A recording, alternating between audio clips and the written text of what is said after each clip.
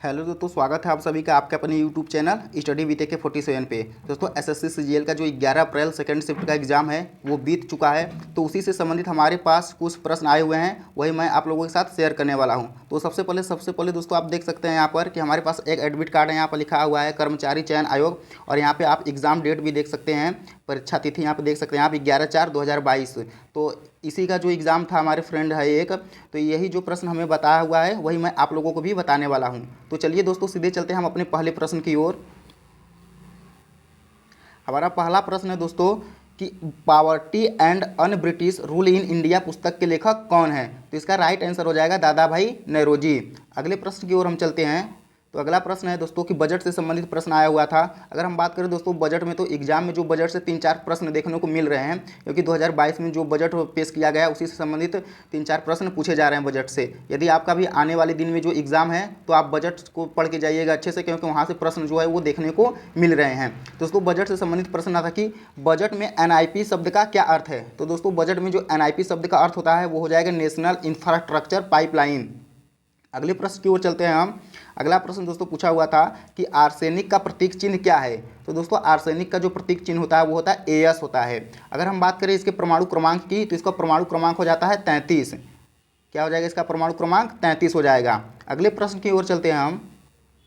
अगला प्रश्न है CH3CH2OH का रासायनिक नाम क्या है। तो दोस्तों CH3CH2OH का रासायनिक नाम जो हो जाएगा वो एथिल एल्कोहल हो जाएगा। ये एथिल एल्कोहल की फार्मूला दिया हुआ था, तो वही पूछा हुआ था आपसे कि इसका रासायनिक नाम क्या है। इसका रासायनिक नाम हो जाएगा एथिल एल्कोहल। अगले प्रश्न की ओर चलते हैं हम। तो अगला प्रश्न दोस्तों चुनाव आयोग से संबंधित था। दोस्तों उसमें प्रश्न में पूछा हुआ था कि चुनाव आयोग का वर्णन संविधान के किस अनुच्छेद में है। तो चुनाव आयोग का जो वर्णन है संविधान के अनुच्छेद 324 में है। अगले प्रश्न की ओर चलते हैं हम।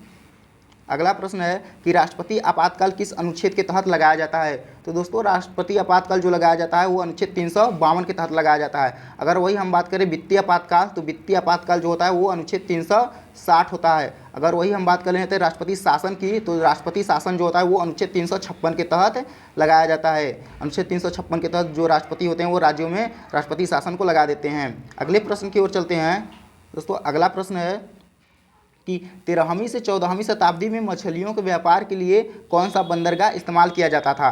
तो दोस्तों इसका राइट आंसर मुझे नहीं पता है। यदि आप लोगों को इसका आंसर पता है तो आप लोग कमेंट में अपना आंसर दे सकते हैं। अगले प्रश्न की ओर चलते हैं हम। अगला प्रश्न है भारत के मुख्य न्यायाधीश कौन है। तो दोस्तों भारत के जो मुख्य न्यायाधीश है वो हो जाएंगे NV रामना। तो दोस्तों ये जो है उनका पूरा नाम, शॉर्टकट नाम नहीं दिया हुआ था, वो ऑप्शन में जो हुआ तो उनका पूरा नाम दिया हुआ था। अगर हम बात कर लेते हैं किस नंबर के जो है न्यायाधीश बने हैं, तो ये हमारे 48 नंबर के जो हैं न्यायाधीश है। 48 नंबर के जो बने हैं ये हमारे न्यायाधीश बने हैं। अगले प्रश्न की ओर चलते हैं हम। अगला प्रश्न है संविधान सभा के बारे में निम्न में से कौन सा कथन गलत है। तो दोस्तों ये ऑप्शन बेस्ड क्वेश्चन हो गया। ऑप्शन में इसका जो भी रहा होगा वही सही होगा। ऑप्शन से इसको काटने वाला ऑप्शन था ये।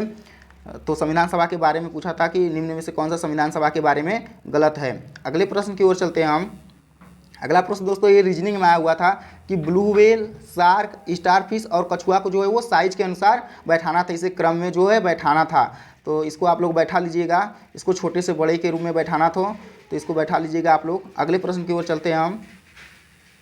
अगला प्रश्न आया हुआ था दोस्तों कि पेट्रोल में किस तत्व की उपस्थिति के कारण जंग लगने का आसार ज़्यादा हो जाता है। तो दोस्तों इसका भी राइट आंसर मुझे नहीं पता है। यदि आप लोगों को पता है तो आप लोग अपना आंसर कमेंट में दे दीजिएगा, ताकि जो है और लोगों की मदद हो सके। अगर दोस्तों वीडियो पसंद आती है तो वीडियो को लाइक ज़रूर कीजिएगा, और चैनल को सब्सक्राइब करके बेल आइकन वाले घंटे को ऑल पे ज़रूर सेट कर लीजिएगा, ताकि जो है आपको इस प्रकार की वीडियो की नोटिफिकेशन मिलती रहे। धन्यवाद।